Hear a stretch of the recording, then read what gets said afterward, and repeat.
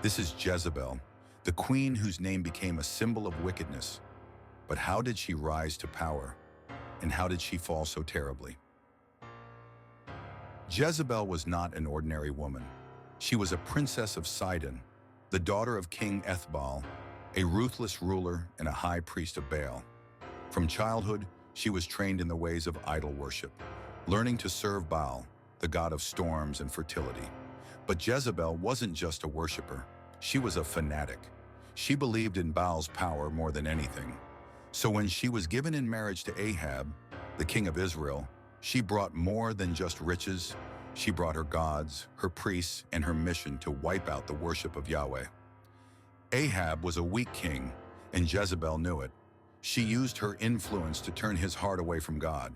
She built temples for Baal, filled Israel with false prophets, and ordered the execution of anyone who dared to worship Yahweh. But God was watching. Through his prophet Elijah, he sent a warning. A great drought would cover the land because of Israel's sins. For 3 years, not a single drop of rain fell. Yet Jezebel did not repent. Instead, she hunted down God's prophets, killing many and forcing others into hiding.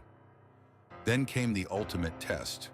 Elijah stood against 450 prophets of Baal on Mount Carmel. He challenged them, "If Baal is God, let him send fire from heaven. But if Yahweh is God, let him answer by fire."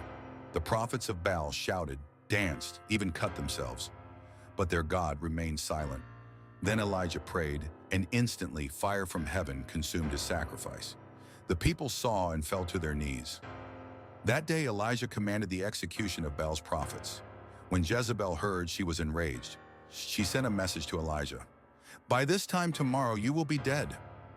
Elijah, though he had just witnessed God's power, fled in fear. Jezebel's hunger for power had no limits. When Ahab wanted a vineyard owned by a man named Naboth, Jezebel devised a wicked plan. She forged letters in the king's name, accused Naboth of treason, and had him stoned to death. Then she turned to Ahab and said, "Now take the vineyard, it's yours." But God saw it all. Elijah appeared again and spoke a chilling prophecy. "Because you have done evil, dogs will lick up your blood, and Jezebel will be eaten by dogs." Ahab repented for a time, but Jezebel did not. She remained adamant, continuing her evil ways. Years later, after Ahab's death, a warrior named Jehu rose up, anointed by God to destroy Ahab's dynasty. He rode furiously toward Jezebel's palace.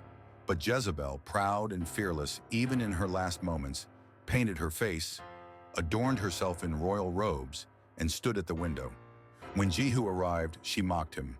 "Have you come in peace, Jehu?" Jehu did not answer her words. Instead, he called out, "Who is on my side?"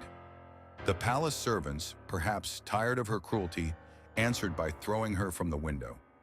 She fell to the ground, her blood splattering the walls.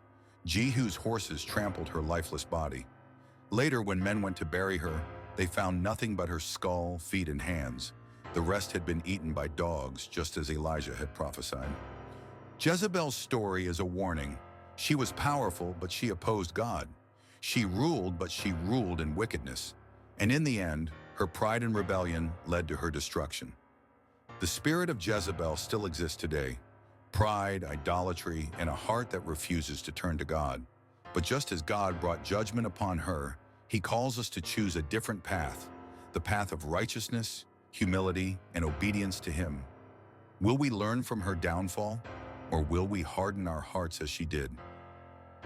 If this story blessed you, like, share, and subscribe. Follow for more powerful Bible stories.